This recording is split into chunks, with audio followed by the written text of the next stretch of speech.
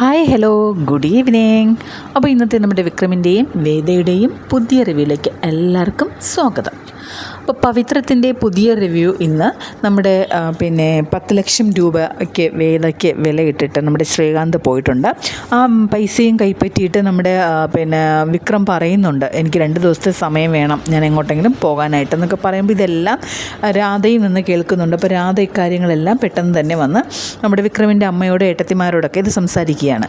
അപ്പോൾ ഇത് സംസാരിച്ചുകൊണ്ട് നിൽക്കുമ്പോൾ തന്നെ നമ്മുടെ വിക്രം അവിടേക്ക് വരികയാണ്. അപ്പോൾ വിക്രമിൻ്റെ കയ്യിൽ ഒരു ബാഗും ഉണ്ട്. അപ്പം അവൾ എവിടെ നിന്നൊക്കെ വിക്രം ചോദിക്കുമ്പോൾ അവൾ വിക്രമിൻ്റെ അമ്മ പറയുന്നുണ്ട്, എന്താടാ ബാഗിനകത്ത് കാര്യം പറയുന്നൊക്കെ. അപ്പോൾ പറയുന്നുണ്ട്, അവൾ അവിടെ, എനിക്ക് അവളെ കാണേണ്ടത് എന്നൊക്കെ പറഞ്ഞ് നമ്മുടെ വിക്രം അവൾ അന്വേഷിക്കുകയാണ്. അപ്പോഴത്തേക്കും നമ്മുടെ നന്ദിനി ഏട്ടത്തി പറയുന്നുണ്ട്, അവിടെ നിൻ്റെ തുണികളൊക്കെ അലക്ക് പിറക്കൊക്കെ ചെയ്യുന്ന ആ സൈഡിലോട്ടുണ്ട് എന്ന് നമ്മുടെ നന്ദിനി ഏട്ടത്തി പറയുകയാണ്. അങ്ങനെ നന്ദിനിയേട്ടത്തി പറഞ്ഞതും കേട്ടുകൊണ്ട് നമ്മുടെ വിക്രം ആ ഭാഗത്തേക്ക് പോവുകയാണ്. അപ്പോൾ എല്ലാവരും ഇങ്ങനെ പേടിച്ച് നിൽക്കുക, ഏതാന്ന് പറയുന്നതെന്നൊന്നും അറിയത്തില്ലല്ലോ. അപ്പോൾ വേദ കാണുമ്പോൾ വേദയോട് ഇങ്ങനെ പറയുന്നുണ്ട്, നിങ്ങളുടെ ഡ്രസ്സാണ് ഇതൊക്കെ, ഞാൻ ചെയ്യേണ്ട കാര്യമൊന്നുമില്ല എന്നൊക്കെ ഇങ്ങനെ വേദ പറയുന്നുണ്ട്. എന്താടി വേദാളമ്മ എന്നൊക്കെ ചോദിച്ച് വിക്രം ഓരോന്ന് സംസാരിക്കുമ്പോൾ ഇങ്ങനെ വേദ എന്നൊക്കെ പറഞ്ഞ് സംസാരിക്കുമ്പോൾ വിക്രം പറയുന്നുണ്ട്, നിനക്ക് നിൻ്റെ വീട്ടുകാരിട്ട വിലയെന്ന് പറയുന്നത് 10 ലക്ഷം രൂപയാണെന്ന്. അപ്പോൾ ഒന്നും മനസ്സിലാകാത്തതുപോലെ നമ്മുടെ വേദ ഇങ്ങനെ നോക്കുന്നുണ്ട്. അപ്പോൾ വിക്രം അപ്പോഴും നടന്ന കാര്യങ്ങളെല്ലാം നമ്മുടെ വേദയോട് പറയുന്നുണ്ട്, നിൻ്റെ അച്ഛൻ കൊടുത്തു വിട്ട കാശാണെന്നും എല്ലാം സംസാരിക്കുന്നുണ്ട്. അപ്പോൾ വേദ ഇങ്ങനെ എല്ലാം കേട്ട് അങ്ങ് ഒരു വല്ലാത്ത മാനസികാവസ്ഥയിൽ നിൽക്കുകയാണ്.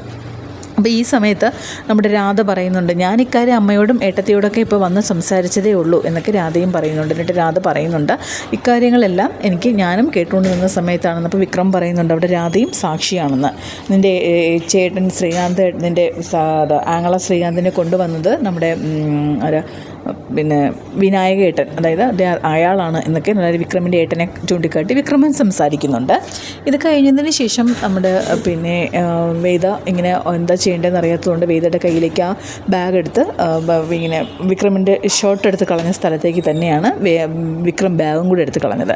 അപ്പോൾ വേദ പെട്ടെന്ന് ആ ബാഗ് എടുത്തിട്ട് ആ ബാഗുമായിട്ട് ദേഷ്യത്തിൽ വിക്രമിൻ്റെ റൂമിലേക്ക് പുറത്തുള്ള ഔട്ട് ഹൗസിലേക്ക് കയറിയിട്ട് ഡോറടയ്ക്കുകയാണ്. അപ്പോൾ എല്ലാവരും ഇങ്ങനെ പേടിച്ച് നിൽക്കുകയാണ്, ഇവളിത് എന്താ ചെയ്യാൻ പോണത് എന്നൊക്കെ പറഞ്ഞുകൊണ്ട് ഇങ്ങനെ നിൽക്കുകയാണ്. അപ്പോൾ ഇതിനിടയിൽ വിക്രം പറയുകയും ചെയ്തു, നീ ക്യാഷ് കൊണ്ടുവന്ന് നീ തിരിച്ച് കൊടുക്ക്, എന്നിട്ട് നീയും പോകും, നീ ഇവിടെ നിൽക്കുന്നത് കൊണ്ട് അവരെല്ലാവരും കൂടി പറയുന്നതാണ് എന്നൊക്കെ ഇങ്ങനെ പറയുകയാണ്. അപ്പോൾ വേദ ഇങ്ങനെ അകത്ത് കയറി ഡോർ അടച്ചിട്ട് കുറച്ച് നേരം ആലോചിക്കുന്നുണ്ട്. എന്നിട്ട് വേദയുടെ അച്ഛനെ വിളിക്കുന്നുണ്ട്, ജഡ്ജിനെ വിളിക്കുന്നുണ്ട്. എന്നിട്ട് പറയുന്നുണ്ട്, മോൾക്കിട്ട വിലയാണല്ലേ ഈ 10 ലക്ഷം രൂപ എന്ന്. അപ്പോൾ അയാളൊന്നും അറിഞ്ഞിട്ടില്ലല്ലോ. അപ്പോൾ അയാളിങ്ങനെ ഏതാന്നൊക്കെ പറഞ്ഞ് എനിക്കിത് മനസ്സിലായില്ല എന്ന് പറയുമ്പോഴൊക്കെ ഈ വേദ ഇങ്ങനെ പറയുന്നുണ്ട്, ഒന്നുമില്ലെങ്കിലും ഞാൻ പറഞ്ഞതാണ്, ഞങ്ങളെ ഉപദ്രവിക്കരുതെന്ന്, മറ്റൊന്നുമല്ല, ഇവിടെ പൈസയ്ക്കുള്ള കുറവുകളേ ഉള്ളൂ, പക്ഷേ സമാധാനമുള്ളൊരു ജീവിതമാണ് എനിക്ക് എന്നൊക്കെ പറഞ്ഞ് വേദ ഇങ്ങനെ അച്ഛനോട് തർക്കിക്കുകയാണ്. ഇത്രയും കാലം ജഡ്ജസ് ശങ്കരനാരായണൻ്റെ മകളെന്ന് പറഞ്ഞ് എനിക്ക് അഭിമാനമായിരുന്നു, അച്ഛൻ ഇത്രത്തോളം താഴ്ന്നു പോകുന്നെന്ന് ഞാൻ അറിഞ്ഞില്ല, ഒരു മകൾക്കിടേണ്ട വില അച്ഛൻ ഇട്ടല്ലോ എന്നൊക്കെ പറഞ്ഞിങ്ങനെ വേദ സംസാരിക്കുമ്പോൾ അയാൾക്ക് പിന്നെ വാക്കുകളില്ല വേദയോട് സംസാരിക്കാൻ. അപ്പോൾ അയാൾ പിന്നെ കുറച്ചിട്ടും ജഡ്ജിങ്ങിനും ഉണ്ടാകുന്നത് കേൾക്കുന്നൊക്കെ ഉണ്ടായിരുന്നു. അതിനുശേഷം നമ്മുടെ വേദ കുറച്ച് എന്താ ചേട്ടനൊക്കെ ആലോചിച്ച് ഫോണൊക്കെ വെച്ചിട്ട് എന്താ ചേട്ടനൊക്കെ ആലോചിച്ചിട്ട് ബാഗിൽ നിന്ന് ക്യാഷൊക്കെ ഇങ്ങനെ നോക്കിയിട്ട് അങ്ങനെ തന്നെ ഇരിക്കുകയാണ്. അപ്പോൾ എന്തോ ഒരു ഉറപ്പിച്ച് മട്ടുന്ന പോലെ വേദ അവിടെ ഇങ്ങനെ വിക്രമിൻ്റെ റൂമിനകത്ത് ഇരിക്കുന്നുണ്ട്. അപ്പോഴത്തേക്കും പുറത്ത് നമ്മുടെ കമല വിക്രമിൻ്റെ അമ്മ ശ്രീജേട്ടത്തിയോട് പറയുന്നുണ്ട്, അവളിനി പോകും മോളെ എന്നൊക്കെ. അപ്പോൾ ശ്രീജ പറയുന്നുണ്ട്, അറിയില്ല അമ്മ എന്നൊക്കെ. ഇവളെന്താ കുറേ സമയമായല്ലോ അകത്ത് കയറി ഡോറടച്ചിട്ട്, അപ്പോൾ എന്താ ചെയ്യണേ എന്നൊക്കെ പറഞ്ഞ് എല്ലാവരും ഇങ്ങനെ നോക്കുകയാണ്. വിക്രം ഉൾപ്പെടെയുള്ളവർ അവളെ നോക്കി നിൽക്കുകയാണ്. കുറച്ച് കഴിയുമ്പോൾ തന്നെ അവൾ ഡോർ തുറന്ന് പുറത്തേക്ക് വരും.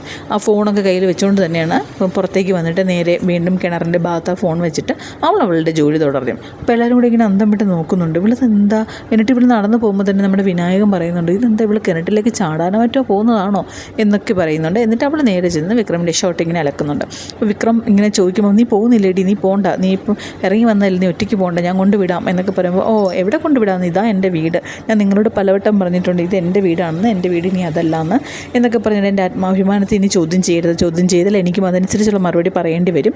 വയസ്സായ അമ്മയെ കൊണ്ടല്ല ഈ ഷർട്ടുകൾ ചെയ്യിക്കാനുള്ളത്, ഇന്നൊരു ദിവസത്തേക്ക് ഞാൻ കഴുകിയെന്ന് വെച്ചാൽ ഇനി അങ്ങോട്ട് ചെയ്യണമെന്നില്ല, നിങ്ങളുടെ ഡ്രസ്സ് നിങ്ങൾ തന്നെ അതൊക്കെ ചെയ്യേണ്ടതാണ്, കഴുകിയെടുക്കേണ്ടതാണ് എന്നൊക്കെ വേറെ കുറേ നല്ല കാര്യങ്ങളൊക്കെ പറയാം. അപ്പോൾ ഇതിനിടയിൽ നമ്മുടെ രാധ എന്തൊക്കെയോ പറയാനായിട്ട് വരും. അപ്പോൾ രാധ പറയുമ്പോൾ രാധയോട് വേദ പറയും, നീ മിണ്ടരുത്, ഞാൻ എൻ്റെ ഭർത്താവിനോടാണ് സംസാരിക്കുന്നത് എന്നൊക്കെ പറയുമ്പോൾ പിന്നെ രാധയ്ക്കൊന്നും പറയാൻ കഴിയുന്നില്ല.